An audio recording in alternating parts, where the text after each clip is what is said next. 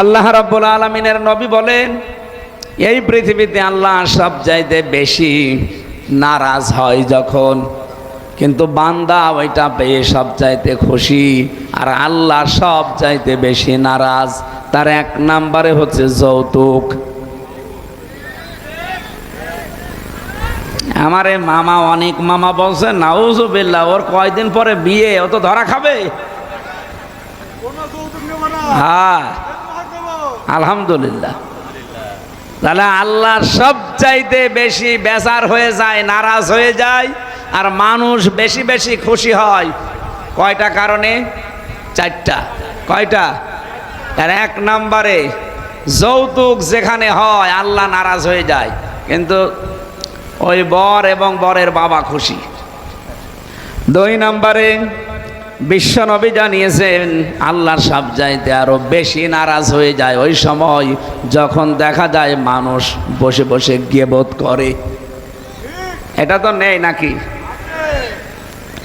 তিন নম্বরে বেশি আল্লাহ আরো বেশি যখন নারাজ হয়, রেগে যায়, কিন্তু মানুষ খুব আনন্দ পায়, খুশি হয়। তিন নাম্বার কারণ হচ্ছে মিথ্যা কথা বলা।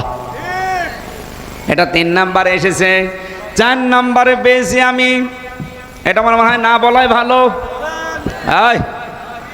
এলাকায় এটা নেই। চার নম্বরে আল্লাহ সব চাইতে বেশি রেগে যায় তখন, কিন্তু মানুষ খুশি। সুদ। এলাকায় সুদ আছে? অনেক মানুষ দেখা যায় টাকা ছেড়ে রাখে, 1000 টাকা দেয়, 1 মাস পরে নেয় 1100 টাকা, তার মানে 100 টাকা বেশি। আপনি ইন্টারেস্ট বলেন, লাভ বলেন, যাই বলেন, এটা কিন্তু মায়ের সাথে জেনা করার শামিল।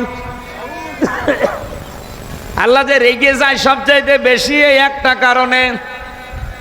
সুতরাং এলাকায় যারা এই কাজে আছেন, আপনি থেমে যান, এখন ছেড়ে দেন। রব্বুল আলামিন বলেন, আযারু মা বাকিয়া মিনার রিবা ইন কুনতুম মুমিনিন। সুদের সম্পর্ক যার সাথে যার আছে ছেড়ে দাও, যদি মমিন বলে দাবি করো।